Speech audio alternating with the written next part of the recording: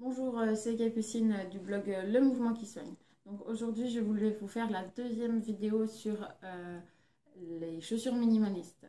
Parce que j'ai eu pas mal de questions, donc du coup, je me suis dit, bon, bah, s'il faut aussi y répondre, et puis voilà, je vais essayer d'y répondre dans cette vidéo.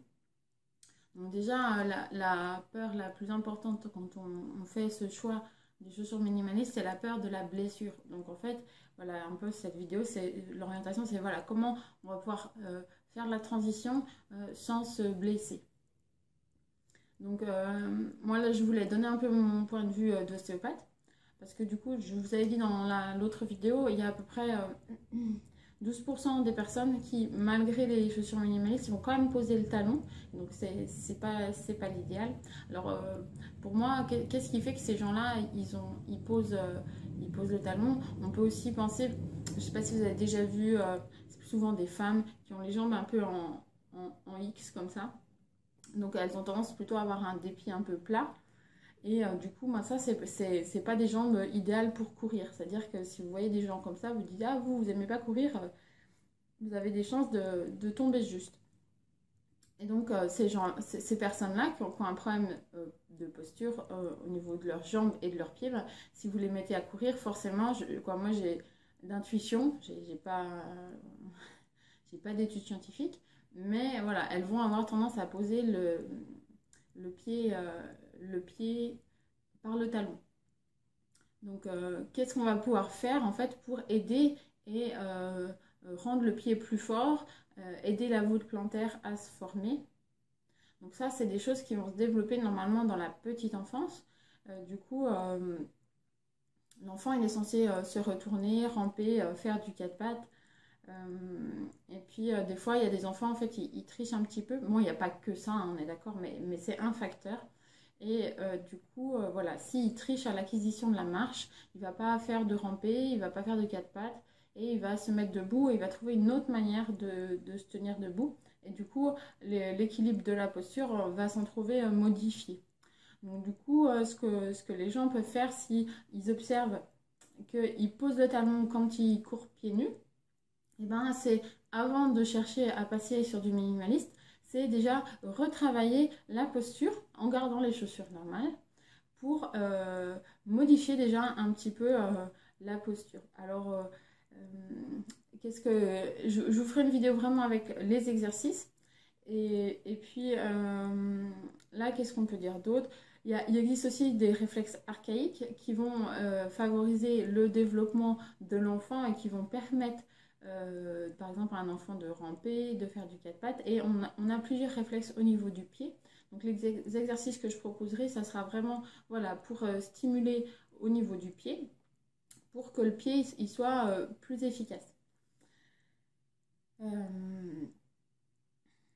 qu'il faut savoir, c'est que c'est normal qu'un enfant il ait les pieds plats au départ, et c'est progressivement que sa voûte plantaire va se former. J'ai un collègue qui est ostéopathe qui dit que voilà, la marche humaine, elle est acquise vers 7 ans. Et du coup, ben, jusqu'à ces 7 ans, ça serait intéressant de vraiment choisir des chaussures pour nos enfants qui sont des chaussures très souples, pas trop de semelles. Et du coup, là, on va favoriser le développement de leur voûte plantaire. C'est aussi les encourager à grimper aux arbres, à courir, voilà, pour développer ces chaînes musculaires. Il y a déjà des enfants, en fait, à la base, déjà enfants, ils disent, ah, moi, j'aime pas courir, hein. On observe déjà ce genre de choses chez les enfants, avec les jambes qui vont avec un problème de posture. Ce qui est intéressant pour moi, c'est qu'ils ont fait une étude voilà, chez les Kenyans, et chez les Kenyans, c'est l'inverse de chez nous. C'est quand ils courent pieds nus, il n'y en a que 12% qui touchent le talon, et tout le reste de la population est sur l'avant du pied. Mais c'est une population, ils n'ont pas connu les chaussures ou très tard, ou avec très peu d'amorti. Voilà, il n'y a pas d'amorti, c'est des chaussures assez basiques. Et eux, ils ont globalement, dans la population, plus de gens qui vont avoir une voûte plantaire bien efficace et qui va être sur l'avant du pied. Du coup, c'est vraiment le fait qu'on entrave notre pied dans les chaussures, enfants et adultes, qui va aussi gêner cette mécanique. Donc, La chaussure minimaliste, qu'est-ce que ça va faire? Ça va diminuer comme le risque de blessure, je vous rappelle, au niveau du genou, des hanches et du dos. Ça va augmenter légèrement le risque de blessure au niveau du pied avec un risque augmenté de fracture de fatigue. Mais si on fait vraiment ce travail d'assouplissement du pied, pour moi, ça va diminuer quand même les chances de se faire des fractures.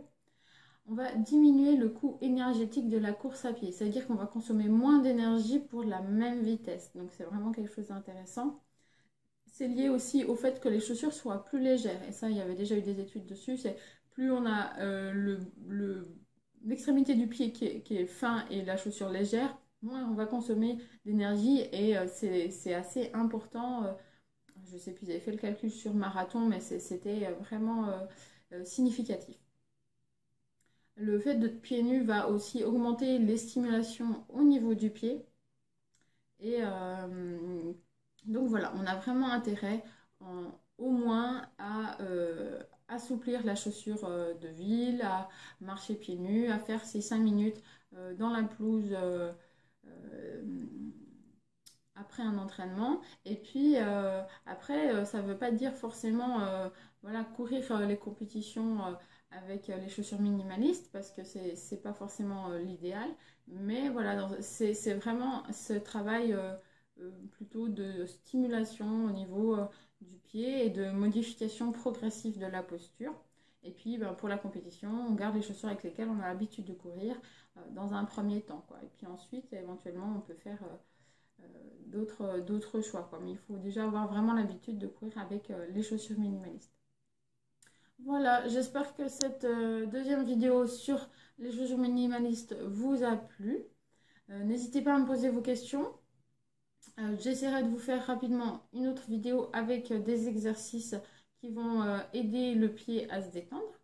Voilà, et puis n'hésitez pas à vous abonner à la chaîne et puis aussi sur le site si vous voulez recevoir les prochaines vidéos. À bientôt!